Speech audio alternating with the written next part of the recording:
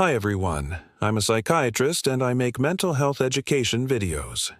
Today, I'm talking about the connection between sleep and your brain. How does sleep affect your ability to learn new things and remember what you learned? If you're new here, welcome. Please subscribe. When we sleep, our brains go through different stages. The most restorative stage is called slow-wave sleep, also known as deep sleep. That is when our bodies are totally relaxed and it's very hard to wake someone up during this time. During this stage, the brain consolidates memories from the previous day and transfers them into long-term storage. The next stage is called REM sleep, which stands for rapid eye movement. This is the stage where dreaming occurs and the eyes move rapidly under the eyelids.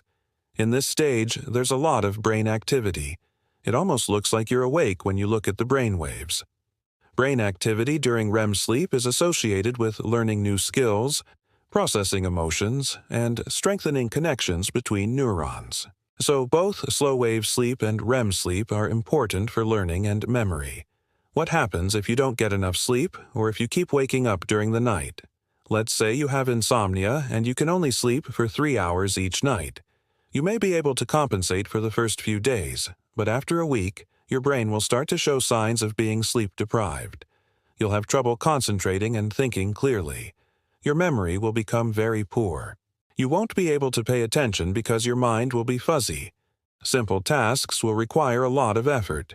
You may even find yourself nodding off during the day. These symptoms occur because sleep deprivation affects brain areas responsible for concentration and attention. For example, one part of the brain that doesn't work well without sleep is the prefrontal cortex. This is the area of the brain responsible for decision-making, attention, concentration, social behavior, and many other important functions. Studies show that sleep deprivation impairs the way the prefrontal cortex interacts with other parts of the brain, specifically the thalamus and the hypothalamus. The thalamus is the part of the brain that filters incoming sensory information, and the hypothalamus is the area that regulates basic drives such as hunger and thirst, as well as the sleep-wake cycle. When the prefrontal cortex isn't working right because of sleep deprivation, the thalamus gets overloaded with sensory information, and the hypothalamus has trouble regulating sleepiness, appetite, and other things. So the result is you feel restless and can't focus. In addition to affecting your ability to concentrate, sleep deprivation also impairs your memory. Research shows that people who don't sleep much have trouble with working memory, which is the ability to hold information in your mind and manipulate it to solve problems. Sleep deprivation also impairs declarative memory, which is the ability to remember facts and events. In fact, studies show that not getting enough sleep has an even greater effect on memory than being intoxicated. Can you imagine? Also, the longer the period of sleep deprivation, the worse your memory becomes. However, the good news is that a single night of good sleep can restore memory to normal after a week of sleep deprivation. Another good thing about sleep is that it improves the emotional impact of memories. Researchers believe this is why we remember so many important moments from childhood. Emotional memories that form during sleep are stored in a part of the brain called the amygdala. If sleep is so essential for memory and brain function, then how much sleep do we need? According to the National Sleep Foundation, adults should aim for 7 or more hours of sleep per night. However, the amount of sleep required varies among individuals. Some people function normally on 6 hours of sleep, while others need 8 hours. Most teenagers need 8 to 10 hours of sleep. Children need even more sleep than that. So, if you're trying to figure out how much sleep you need, just pay attention to how you feel when you get up from sleep. If you feel refreshed and don't have the urge to take a nap, then you probably slept enough. On the other hand, if you're tired and irritable throughout the day and still want to take a nap, you probably didn't get enough sleep. How do you know if you're getting enough sleep? Here are some tips. You should be sleeping at regular times. This means going to bed at the same time each night and waking up at the same time each morning.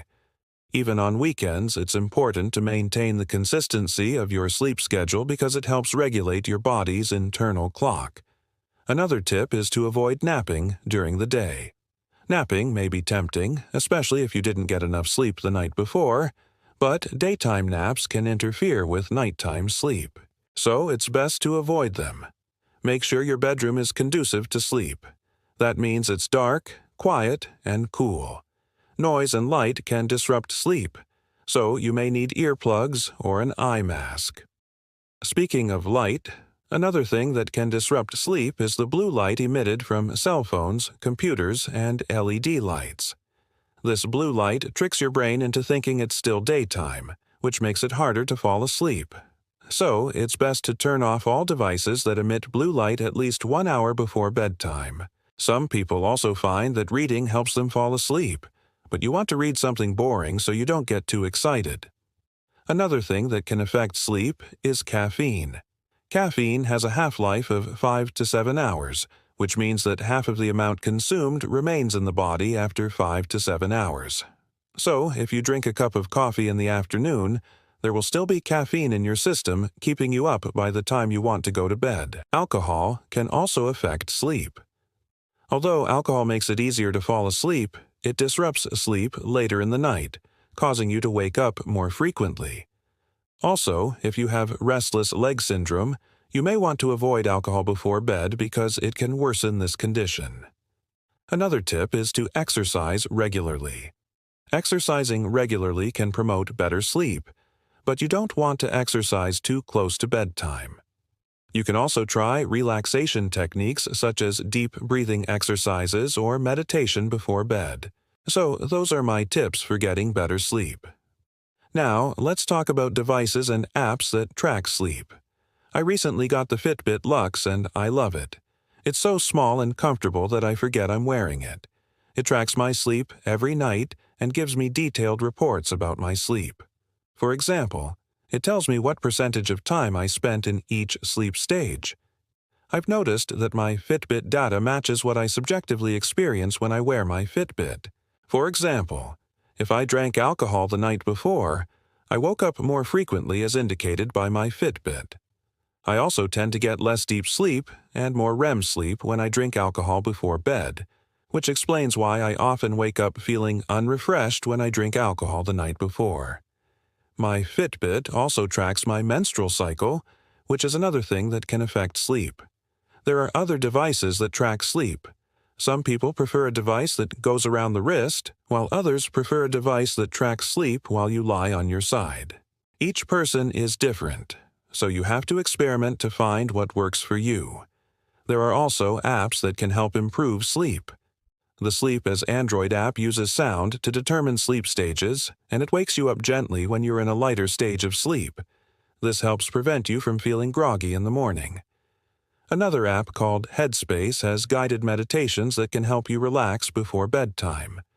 I've tried this app and I like it. It's very easy to use and the meditations are effective. So those are the apps and devices that I use to track sleep.